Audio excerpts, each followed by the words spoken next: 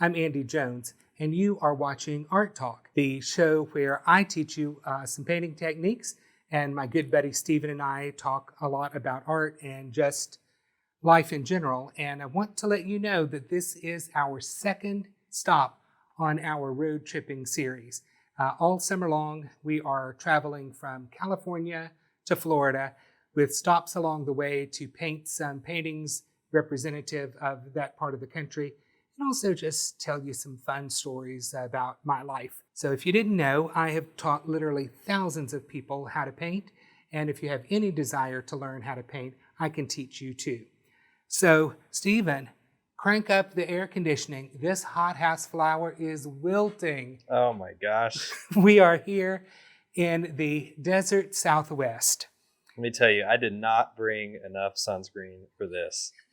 I don't think the floating medium is going to cut it. It is not going to cut it, and I am one who desperately needs some 100 sunscreen out here, and we also need apparently more to drink and moisturizer because we are in the arid desert of the United States. And Stephen has informed me that we are in Arizona. That is correct. Okay, so we are going to get started with painting some prickly pear cactuses.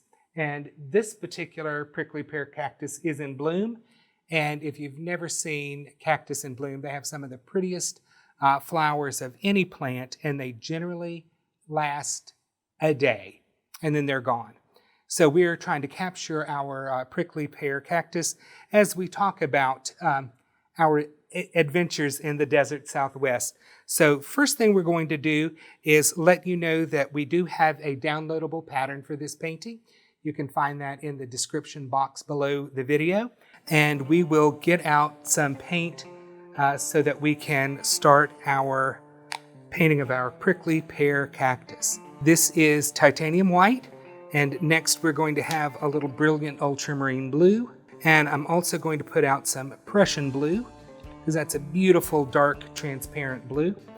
And let's make kind of a medium blue color. So I'm going to take a bit of titanium white, and anytime you're mixing colors, always clean your palette knife off before you go into another puddle of paint, and that just keeps everything nice and neat.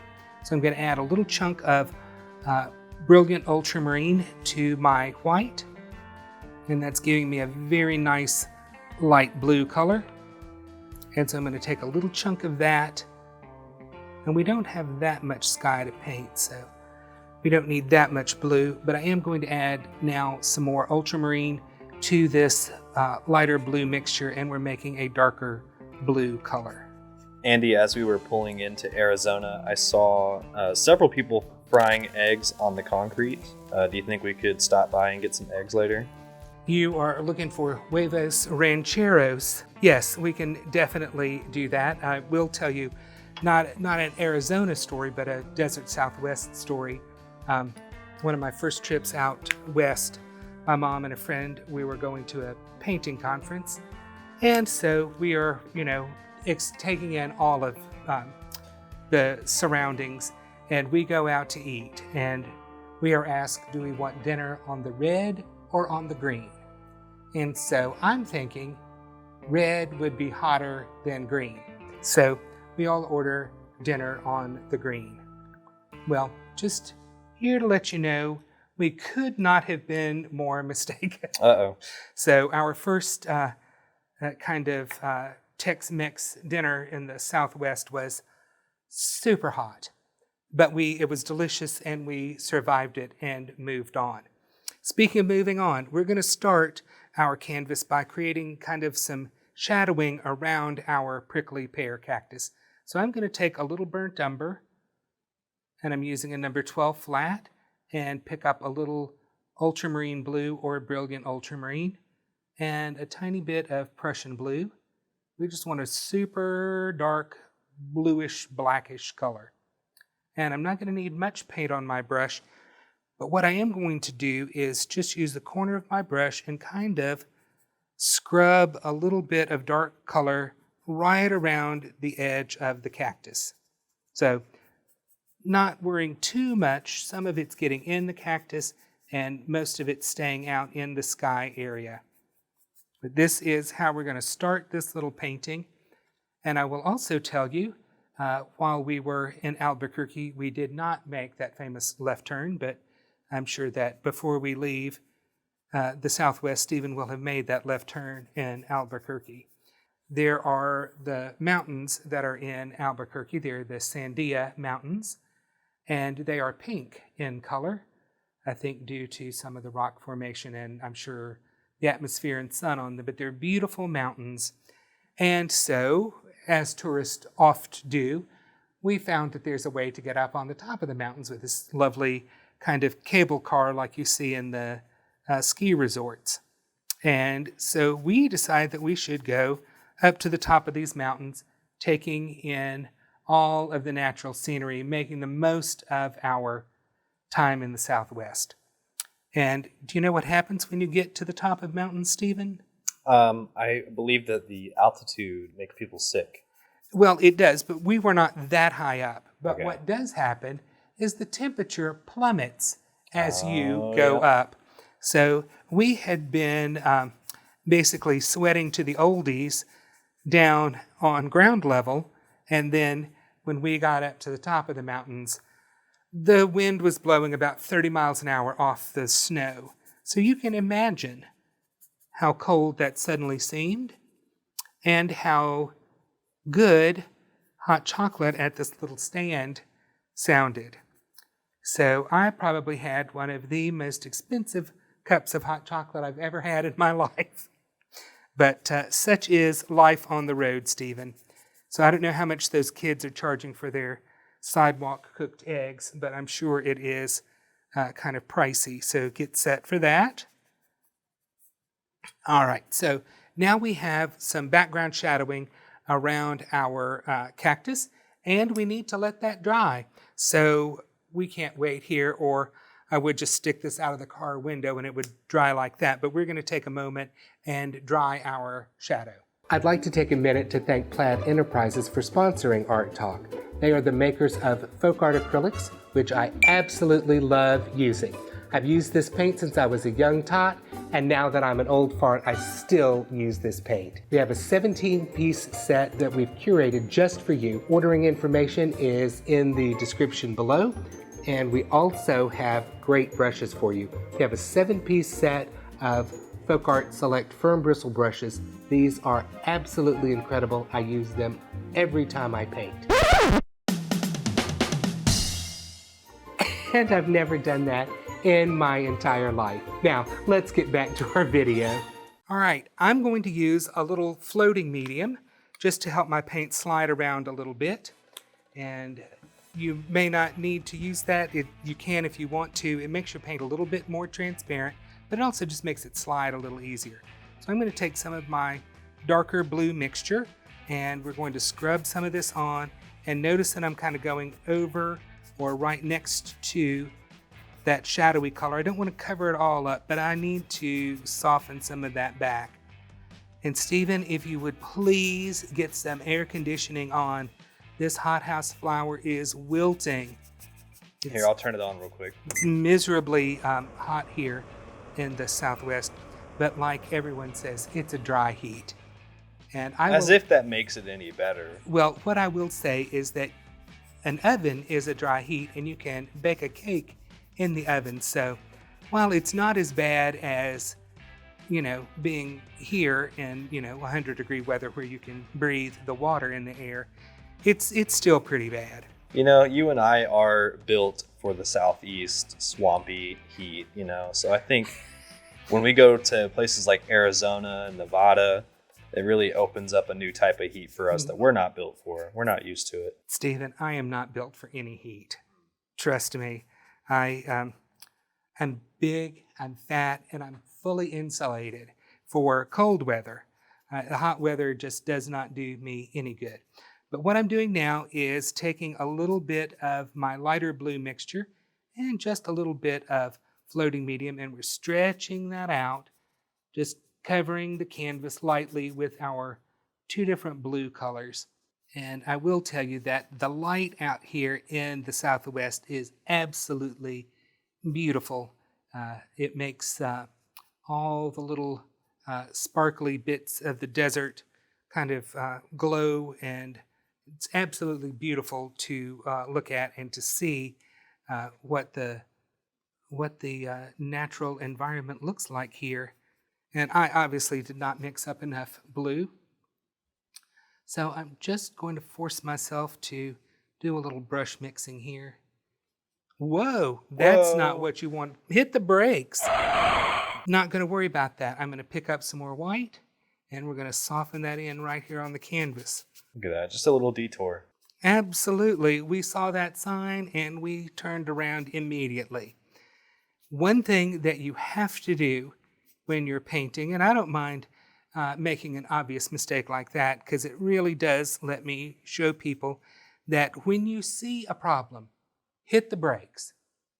Take care of the problem. Change it, correct it, do whatever you need to do, because it is not going to fix itself. We know that from years of experience, and if I can help you avoid those kind of accidents or show you how to correct a little problem like that, I'm happy to do that, because sometimes I will notice that someone, while they're painting, will make a little bit of a mistake, and they're like, oh, I don't like that, and they leave it and keep moving on, and sometimes you'll cover it up, sometimes you won't, but it's never going to go away unless you fix it. All right, so putting some blue down there and a little bit of blue over that super dark area, and we have lots of sky done. And if you did not know, Stephen, Montana is known as Big Sky Country. I did know that. Very good. I've heard that somewhere, probably in a country song or something. Probably. We can talk about country songs, or can talk about a little less than country song, but still not in your genre of music.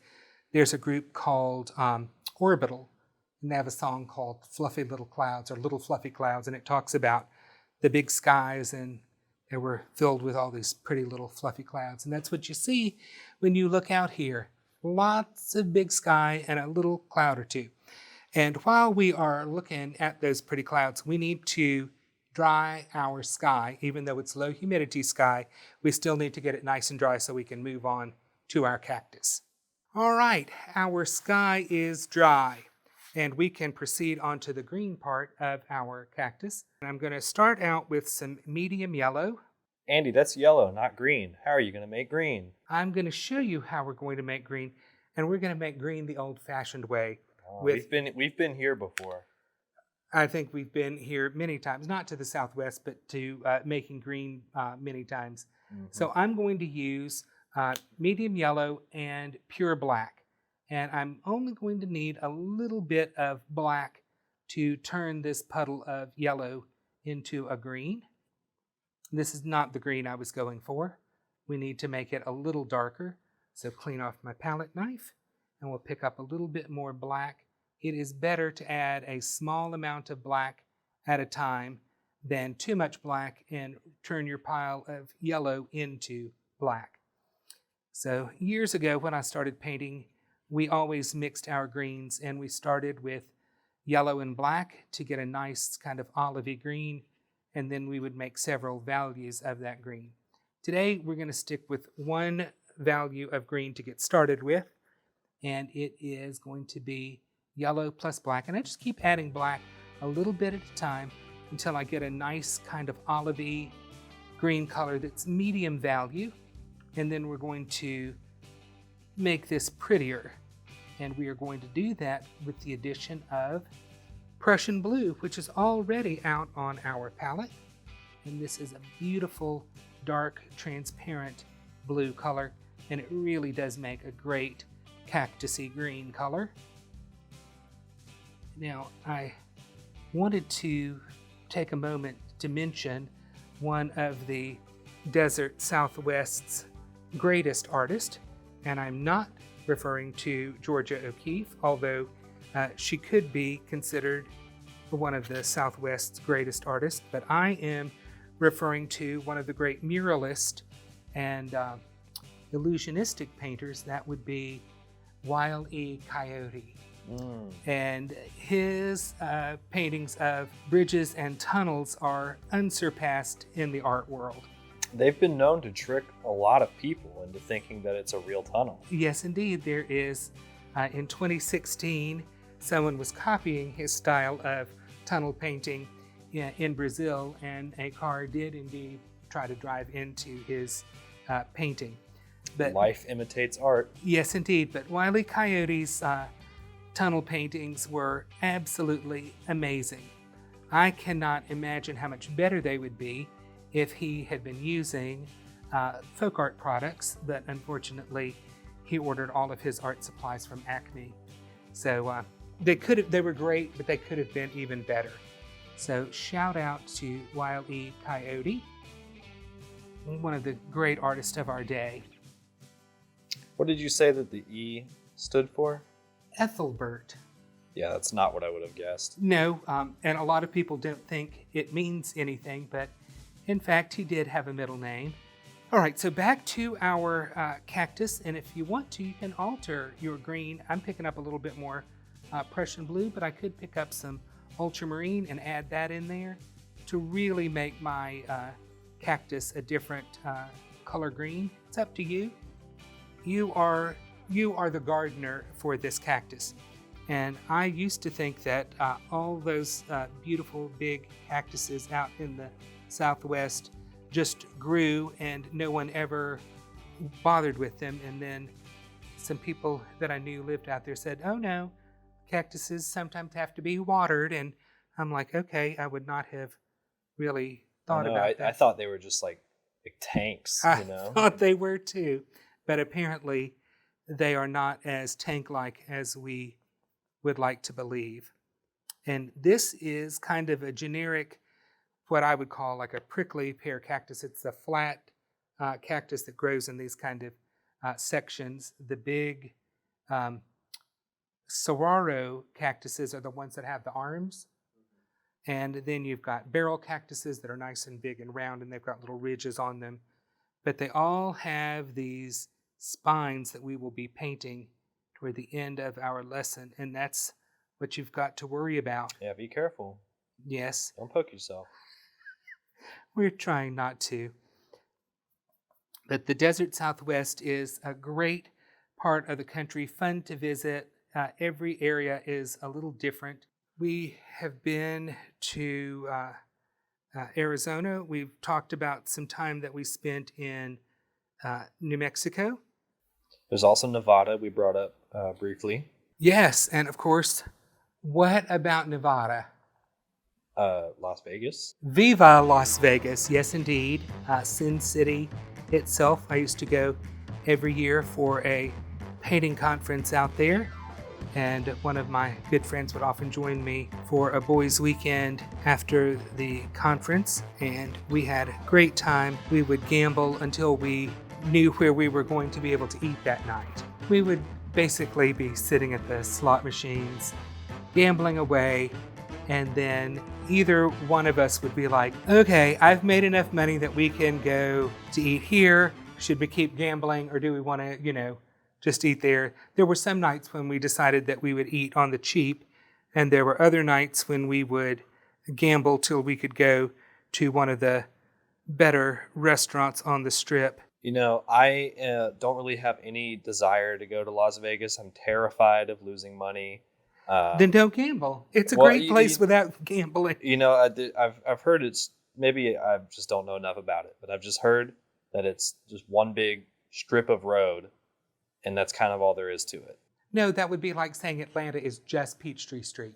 Okay. There's more to it, as much as you want to make of it. In Atlanta's defense, though, we have like 300 Peachtree streets, so that's a lot of streets. That's that a we lot can of claim streets. as the street. Yes, but there's downtown Las Vegas. There's the suburbs. There's a lot to it. Okay. Most of it is, or most of what people know, are the big hotels on Las Vegas Boulevard.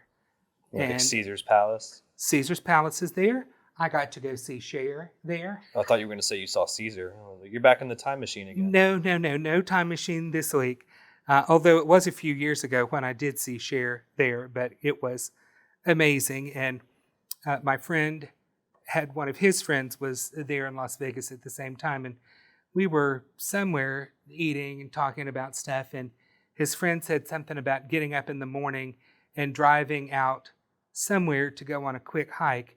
And my friend and I were like, "You have a rental car here and you did not tell us? And we have been walking?" We're putting an end to that right now. Yeah, that's not necessary. No, nobody needed to be walking. But we did enjoy the use of his rental car. And we had a great time because he did come to see Cher with us. And she did put on a fantastic show. I have to say, loved that particular trip out there. But also in Las Vegas, they have permanent homes to many of the Cirque du Soleil shows, and I've seen lots of those out there. Never a disappointment. But just like anything, it's all what you decide to make it. You can take an area that isn't particularly known for anything, have a great time there.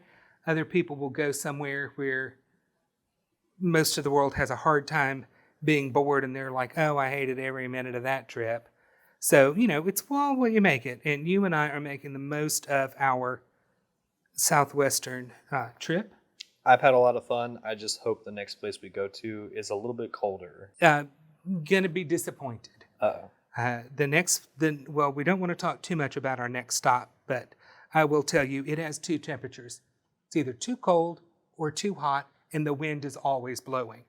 So that's all we're going to say about our next stop, so you can gear up for that, Stephen. Leave a comment if you think you know where we're going next. Yes, indeed. But we haven't begun to cover the Southwest, so I'm going to break it down for you, and we are going to cover my great Yellowstone National Park trip. And I will tell you all about my visit to Yellowstone, or as Yogi Bear called it, Jellystone Park. So I just want to make sure that I've got my cactus pretty well undercoated here. And we are going to take a little break while we dry this, and you all get a beverage and get ready for Yosemite. Did I say Yosemite? You did say Yosemite. I'm so wrong. Okay. We are back now with our prickly pear painting, and I'm going to make up a little bit more green because I was running out.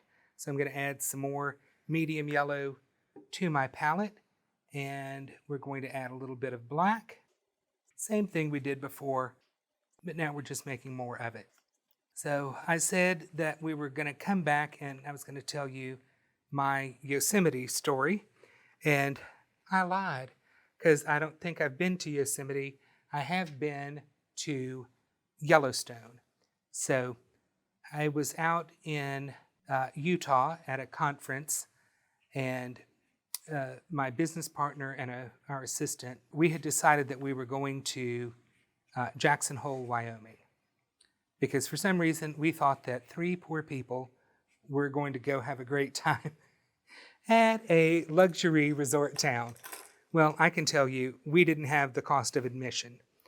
So we spent a little time there, and I'm, walking around town, I'm picking up brochures. It's like I'm picking up a little Prussian blue, and we're going to add some of that to this puddle of green. So I'm looking at our brochures, and I make this great announcement that we should go see the Grand Teton Mountains. They are one of the younger mountain ranges in the United States, and they still have very rustic, jagged peaks, whereas the mountains that we're more familiar with on the East Coast, our old Appalachian Mountains or Appalachian Mountains, are worn down and they have much softer peaks to them. So it's agreed. We're going to go see Grand Teton National Park. So Stephen will show you what the Grand Tetons look like. They're majestic, they're beautiful, and they were about 2 hours from Jackson, Wyoming. Keyword about, right? Approximately 2 hours. Okay. All right, so now I am the designated tour director because I have the brochures. So as we're driving by the Tetons, and everybody's loving them, I make the announcement, hey everybody, since we're already out here, we should go to Yellowstone because it's only about 2 hours away. So yes, let's go. All right, so what I'm doing here as we're driving up to Yellowstone is I'm picking up a little black and a little more Prussian blue on one half of the brush. So you can see here on my palette that my brush has dark color on one half and just kind of a green cactusy color on the other half. And we are quickly going to shade where one of these kind of cactuses overlaps the other. And we're just going to blend, blend, blend, and soften that into our cactus. And so we approach the beautiful gates of Yellowstone National Park. And it's beautiful. I mean, it has got, as Stefan would say, it has everything. So you've got your wild animals, and we suddenly realized that every time there was a traffic jam, there was some wild animal to be seen and looked at. So we figure out how to navigate the traffic there, and you just basically wait till the big animals have moved out of your way so they don't eat you. And we were stopped. This is just a funny aside, but we were in a rental car, and I was in the back seat, everybody else in the front, and our friend says, oh my God, look at, there's a moose, there's a moose, there's a moose. So a moose is huge. They are not like deer. They are not like cows. They are gigantic animals. Actually, I want to jump in here. I want to just really emphasize what Andy's talking about. A moose is one of my favorite animals, and it looks prehistoric when you see it. They are giant with all those, like Bullwinkle the moose, does not really it's do no justice. joke. Like they're monsters. They are. And probably if I had done my homework, I would have looked up to see their size, but I would imagine they're probably 10, 11 feet tall. So giant animals. And this is off on the side of the road in a watering hole, for lack of a better word. And so I think it makes a bellowing sound, some kind of moose-like sound. And our friend is enamored with this. She cannot get enough of the moose and the sound. So I roll down my electric window in the back seat. I love that you called it an electric window. Power window. I'm sorry. As if As if it would be wood-fired or something like that. Yeah, steam-powered window. Yes, Stephen, you are riding with Fred Flintstone here. So it is, it makes a noise, kind of like a rickety, creaky noise. Well, my friend thinks it is the moose calling again. So I know what made the noise, and I know what she thought the noise was. So I said, well, maybe if we're all real quiet, the moose will call again, or its mate will call. So I push the button on my electric window. It goes up. It makes the same creaking sound, and she is ecstatic that the moose's mate is calling back. Andy the prankster. At this point, I know that as many times as I roll that window up or down, she is falling for it. And she does. So I alert the driver that I am doing the window, and so now they are laughing uproariously, and she's thinking this is just the greatest thing. So for quite a while, we are hearing different moose make their calls to one another. All right, so we are entering, we're well into the park. We've seen bison, we've seen moose. I don't know what else we've seen, but, other animals, wildlife. So I check my trusty brochure again, because this is in the days before cell phones and, doing a little interneting in the car. So I say, hey, why don't we stop and see Old Faithful? We're out west. We're probably never going to have this opportunity again. And it's just about 2 hours away. So you keep using this word about. Yes, it's about, whatever you want to say. I'm trying to impart to everyone that it's not that far away. Probably our only time to be in Yellowstone, and I'm thinking we should take advantage of it, because It's only about 2 hours away. Yeah, I just feel like the word about is going to cause a lot of trouble by the end of the story. You have no idea. So the answer is yes, of course, we should go see Old Faithful. And then comes the word, if we pull up there and it's just blown, we're getting back in the car and going. We are not waiting, for however long for it to charge back up. So we're like, okay. So we get there, we get out of the car, we join the hundreds of other tourists who are there for the same thing we are. We walk over to the viewing area, sit down, whoosh, there goes Old Faithful right on time. Then we are told, get up and get in the car. We have got to go. I don't think we've mined all of the adventures out of Yellowstone. So once we're in the car, I'm checking my trusty brochure, and I notice that there's another geothermal feature of the park, the paint pots. And they're just about how long? You guessed it, 2 hours away. So we go to see the paint pots, and they are spectacular. They are basically hot springs that have had different minerals in them, and they are different colors. Some are red, orange, some are aqua, some are brilliant blue, and they've got all these wooden pathways around them so that you can walk. So we got out and we walked around the paint pots for a while, and then I am told it's getting on in the afternoon and we probably need to start heading back. Heading back is where the real trouble begins because, number one, we really have no idea where we are. All we know is that we are in Yellowstone National Park on what looks like the main and only road through the park. And so suddenly we are about to exit Yellowstone through the North Gate, which is in Montana. And if you know your U.S. geography, you realize that Montana borders Canada. So we are at the lower edge of a state that borders Canada. And now it is brought to my attention that we have an 8 a.m. flight out of Salt Lake City, Utah, in the morning. That's more than 2 hours away, folks. Mm-hmm. We have to drive all night long. And so we are driving through Idaho, and I don't want to offend anyone in Idaho, but for heaven's sakes, install a street lamp.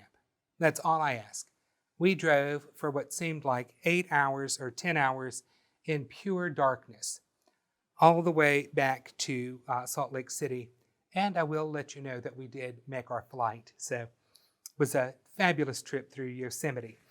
All right, so Stephen, before we run out of gas here, I've shaded all of my cactus sections, and we need to dry those before we move on. All right, Stephen, I hate to keep asking you this, but you have got to kick that AC up. Yeah, I've turned it on already, but I'll see if I can. Maybe it needs like Freon. Is that how car AC works? It used to. I haven't checked in a while, but I think so. Do we have to stop at Buc-ee's? Yeah, we got to go to the Buc-ee's. Okay.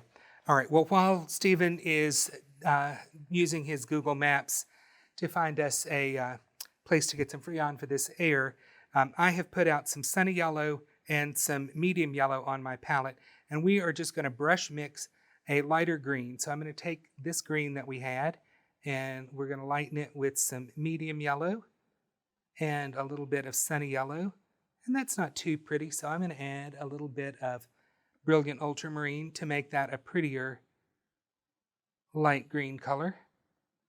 And what I'm going to do is add a little bit of our floating medium to this. You could add some water if you wanted to, but I wanted to make this a little bit thinner and a little bit easier to slide around. And what I'm going to do is I'm going to put some light color on to highlight my cactus, take the excess color off my brush, and then soften it into my dry base coat. All right, so here's what we're going to do. We're putting this highlight on. Put it on. I'm going to wipe my brush, take the excess off, and then we're going to come back and we're going to simply soften this into our cactus. So I've got some light areas going on there. We're not done with this. This is the first bit of highlighting. So once again, we're going to pick up some of our lighter green color. We're going to brush it on, and I might have done a better job of not picking up as much this time.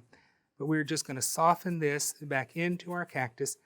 And our cactus isn't smooth, so I'm not really concerned if I see some brush marks. That's not really throwing me off too much here. But I should tell you all a little story that happened in Arizona. I think Phoenix was the city. And in my past life, I used to travel all over the country and all over the world, really, teaching in-person painting workshops. And so oftentimes the group that was having me come would, set me up in a hotel to stay in while I did a workshop. Usually they were like 3 days of workshops. And so I was teaching in Phoenix, and a gal that I knew was in charge of making my travel reservations. So they meet me at the airport. Everything's great. Hey, how you doing? Great. Let's go get something to eat, and then we'll get you checked into your restaurant, and we'll get ready for our workshop the following day. So hold that thought. I'm adding some light color here on the next section of cactus. Wipe my brush, and we're going to soften that in. And notice that I'm holding the brush, the back of the handle, as far back as I can, so that I am creating a loose painterly effect. All right, we're going to move on up to the next section of our cactus. So we go out, we have a great lunch, great food, laughing. Everything is great, just simply could not be more delightful. So we finish lunch, and she's like, well, let's get you checked into your hotel so you can kind of relax this afternoon, and we'll be back and pick you up in the morning and go on to the workshop. All right, okay, this happens all the time. No indication that this will be any different. So I'm adding a little bit of medium yellow and sunny yellow to my green, along with some floating medium to make it slide. And we're applying it kind of to the lighter edge of the cactus. So we go to this hotel, and we walk in, and I'm kind of taking inventory of what's going on in the lobby. And one thing that I notice is that there is a small folding table set up that is selling packages of top ramen. And I'm thinking, okay, well, that's more than just your standard, vending machine fare. And I'm thinking that's probably not necessarily a great sign, but I'm willing to roll with it. And so they check me in, and they want to walk me to the room. And I'm like, no, don't need to do that. You all, have your afternoon to deal with, and I'm perfectly fine walking to my hotel room. So I walk to the hotel room, and it's, I don't know, maybe I'm thinking it's a little sketchy. But I've traveled all over the world, and believe me, I've stayed in some super, super sketchy places. So everything's still okay. I open the door to my room and kind of stop in my tracks. I was shocked at the condition of this particular hotel room. And when I tell you, Stephen, I was wary of rolling my suitcase into this room. It was that bad. So I'm thinking, all right, so it's got a lovely kind of little kitchenette. And there's like a little living room here with a couch on it. And I look at the couch, and I'm like, there is more duct tape than vinyl on that couch. So I'm just taking that in, and then kind of looking at the kitchenette, and I'm like, I don't think I would cook anything in here, nor do I think I would eat anything that had been cooked in said kitchenette. So I go back and I take a glance in the bathroom, and I'm thinking, wow, that shower has really heavily frosted glass. It's not frosted glass. It's soap scum. Yeah. And so at this point, I'm like, all right, then I look at the bed, and I'm like, no, I am not touching that bedspread. I don't need a black light. I don't need to know anything else Nope. but what I'm seeing there. Nope. So for the first time ever, I go back to the lobby and I call my friends from the lobby phone. And I'm like, hey, where are you guys? They're like, we're just getting back on the interstate. And I'm like, at the next exit, do you think you can turn around and come get me? And they're like, what's wrong? And I'm like, I don't want to offend anyone, but I can't stay in that particular hotel. So they were shocked and appalled and, instantly came back to get me. And they wanted to see the room. So I walked them down to the room and they were, embarrassed was not the word for what they felt. They were mortified. And so to this day, when I see my little friend from Phoenix, she will inevitably ask if I've had any really good top ramen lately. So I did not eat any of the ramen in that hotel, but they got me in another hotel and everything was fine after that and had a great workshop there. All right, so I am going to add a little more sunny yellow to my mixture here. And I picked up a little bit more of my floating medium. And this may or may not be dry.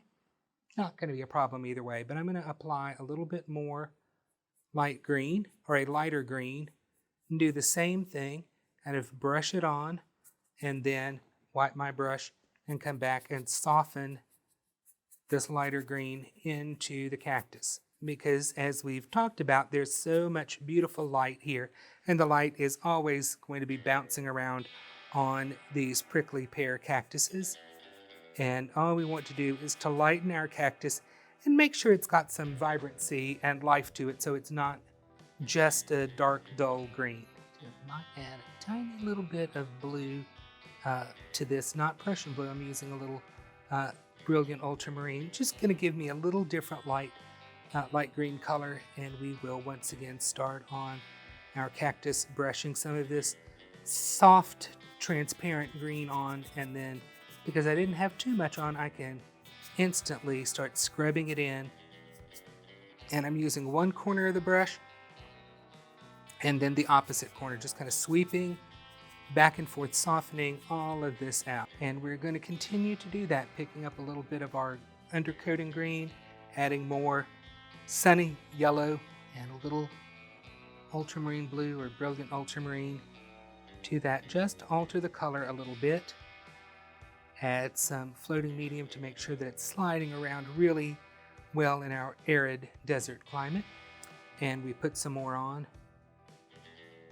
So I know you wanted to stop and get some of those eggs that those kids were frying.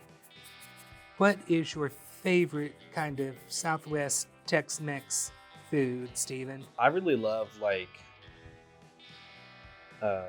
Chipotle. Okay, and I have to tell you that all of our people who are watching from the southwestern United States just cringed when you mentioned that. No, I know, but here's the thing. I've never been to the Southwest. This is my first time, and we haven't stopped to eat. We went to the Buc-ee's, though. Well, I am very, very sorry that I don't let Stephen eat. You tell me what your favorite Southwest food is. My favorite Southwestern food, probably, a good chilaquiles. That's pretty good. Love that. What I don't want is some dinner that is so hot that all you can taste is heat. That I don't think is good. But anything that's kind of flavorful and very tasty is good. Now, I do love a nice sopapilla, which is basically a Southwestern donut.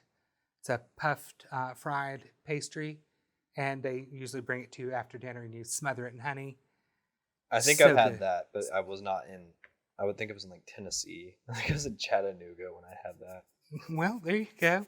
Wherever you can get it. All right, now I'm adding some lighter green on, and I'm kind of scrubbing this on, and then just kind of stroking it to get some much lighter green areas. And we're going to do that on our cactus in a few places. Really just developing some kind of stylized, bright, lighter green areas on our cactus. All right, so what we're doing is we're still adding some of these lighter patches of lighter green highlights to our prickly pear. and we're softening them in, but still leaving them pretty noticeable. And I just want to give a quick look-see here. Oh, this is not quite pleasing to my eye. So we'll just soften that out a little bit. Now, I hadn't meant to bring this up, but since we are painting a prickly pear cactus, I think I need to bring up a poem by American poet T.S. Eliot, which says, "Here we go round the prickly pear, the prickly pear, the prickly pear. Here we go round the prickly pear at 5 o'clock in the morning." And you remember the last line of that poem, don't you? All that glitters is not gold. Live, laugh, love. Okay, now you're just reading signs at a craft store. The end of that particular poem, The Hollow Men, is, "This is how the world will end. Not with a bang, but with a..." Whimper. There you go, Stephen. I knew you could pull that one out. All right, so now we've had our literary corner on our road trip, and I promise that we won't be doing any more poetry, I don't think. Who knows? But we have our basic cactus painted in. We've got it shaded, we've got it highlighted, and now we're going to dry this because we're about to make this cactus bloom. All right, so Stephen has taken out the AAA triptych that I so lovingly printed out before we started our road trip. And you don't know what I'm talking about, do you, Stephen? I know AAA. Well, AAA, you used to call AAA and tell them where you were going and kind of how you wanted to go. And they would put together a paper map that was all bound together. It was called a triptych. And that's how you traveled the country. We did not travel the country with GPS or cell phones. We were like pirates. I'm so happy I was born in the time that I was born in. And I am so happy you were too. All right, so I'm putting out some apple red and some pure orange. And we've got medium yellow, sunny yellow, and titanium white. And we are going to start painting some beautiful prickly pear blooms. Now, honestly, folks, I have not gotten out of the car because, number one, Stephen won't slow down once we start rolling. And so we're just passing these cactus as a blur. It's like Mad Max over here. Yes, we don't need another hero. All right, so I'm going to take a little bit of red and a little bit of my pure orange, and we are going to kind of put the outside base of our cactus flower on there, and maybe a little bit of red inside. Then I'm going to take some of my medium yellow, which is now making a nice orangey color, and we are going to just begin to make some little flowery marks.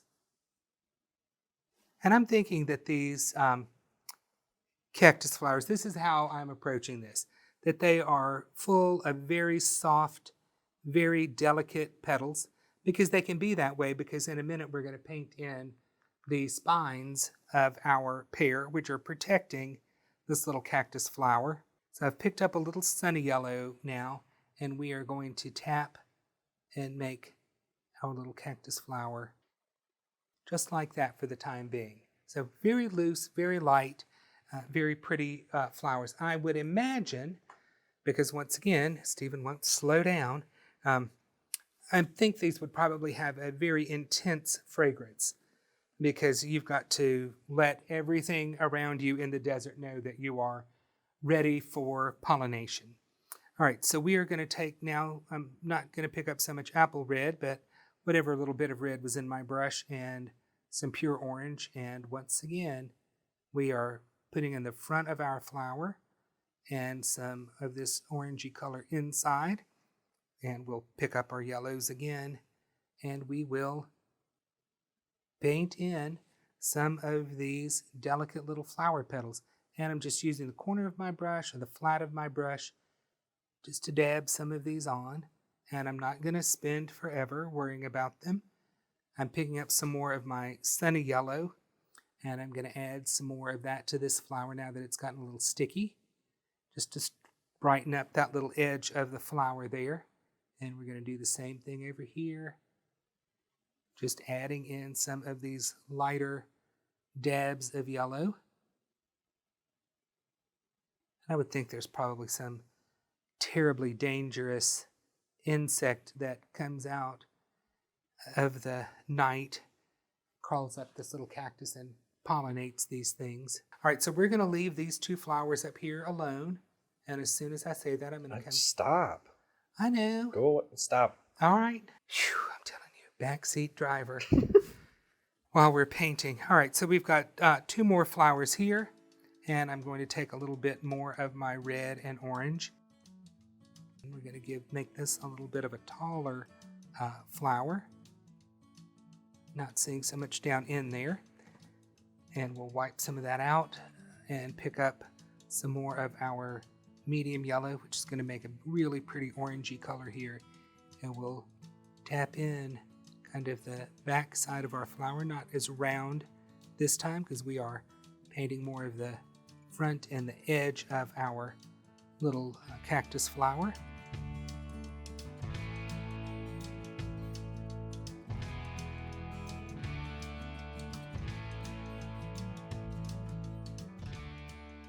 All right, so I'm just picking up a little bit more white, kind of lightening up my yellow, and again, messing, as Nancy Sinatra would say, messing where I shouldn't be messing. Stephen will have to go listen to These Boots Are Made for Walking. And I mean, if you think I haven't heard that. I never know what you've heard. Did you see my annotation in the last video where I said I don't live under a rock? Well, I know you don't live under a rock, but then again, not everybody's in tune to Nancy Sinatra. So Stephen will put the picture of Nancy Sinatra for all of you who don't know who she is. What if I put Nancy Kerrigan instead? Because I didn't know.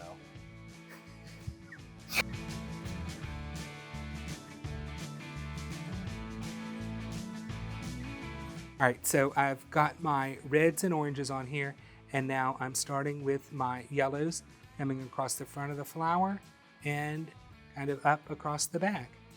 And this time I'm promising to leave that bit of the red there. Promise, promise? Promise, pinky swear. Okay. Don't throw the car into reverse. Tell you, the next time we take a road trip, we are traveling in a travel camper. So that people can go stretch out and lay down in the back while you are... You mean people as in you, and I'll still be driving, right? That's exactly how this works. Okay. Because I will need a nap. All right, so that's where I'm leaving that little flower. So we've done 5 flowers, and we've got a couple more to do. They're not difficult. And we're just going to kind of move through these with the magic of Stephen's editing. We're going to do these super, super fast. All right, and Stephen has been working his magic. You see how fast he's had me paint these little flowers. We're down to our last one. And again, we're just hitting the front with some of our light yellow. You can see where I've come back and hit a few of these with an even lighter yellow. It's up to you how light you make your little flowers. But we are down to the point where we need to paint the spines on our prickly pear cactus. So I'm going to fold my paper towel so I don't get paint on me. And then I'm going to take a little number 8 flat brush. I'm going to pick up some floating medium, some of my green mixture, and make that darker with a little bit more black and some Prussian blue. And then take some of that paint off my brush because I don't need much. And we are just going to make a few marks where we're going to set in some of our spines. So let's just take the corner of our brush and just tap in some little areas of dark color. And we don't need to put tons of these on there because people are pretty smart and they'll look at your painting, and if they see it's a cactus, they'll realize that it's going to have some stickers on it. Sometimes we wish our dogs would realize that cactuses have stickers on them, but sometimes a little pooch just can't help itself and gets a little too friendly with a cactus, and then you've got an emergency vet bill to go have some of those spines taken out. But we're just dabbing on some little areas of darkness, and these little dark splotches, Stephen can edit that out so it looks like I can really Nah, that's staying in. So it looks like I can use my words.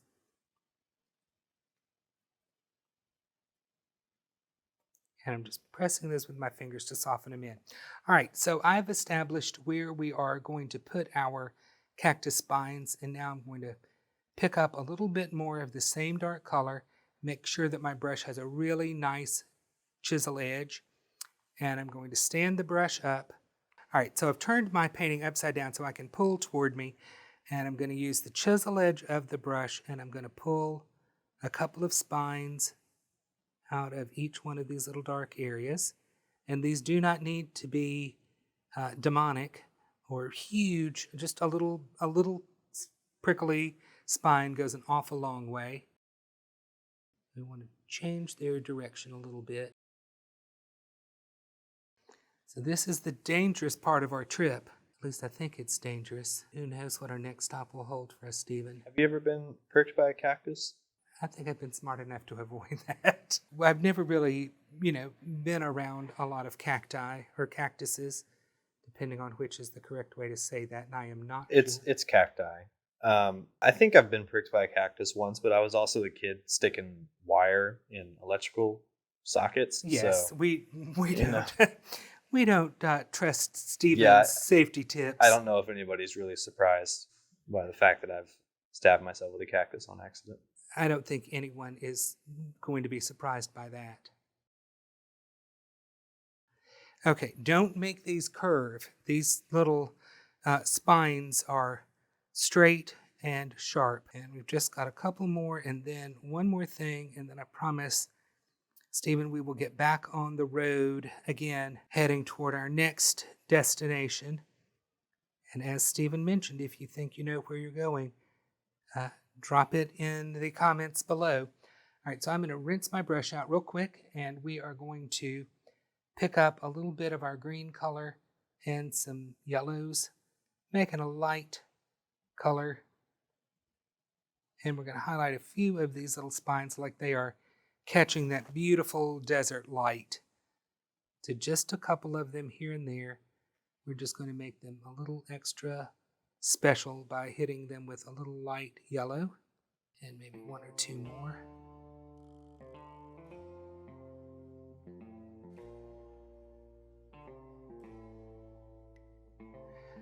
Okay, so there is our prickly pear cactus, and I want to thank my good buddy Stephen for being behind the wheel most of this trip today. And also want to give a special shout out to Wile E. Coyote for the inspiration for our desert art today. So thanks for watching today's episode of Art Talk. We hope that you are enjoying our cross-country road trip. We'd like to encourage you to like and subscribe to our series. The pattern and links to our kits for Art Talk are in the description box below. You can also leave a comment there. If you'd like to leave a compliment, you can email me at art_talk@plaidonline.com. Thanks for joining us.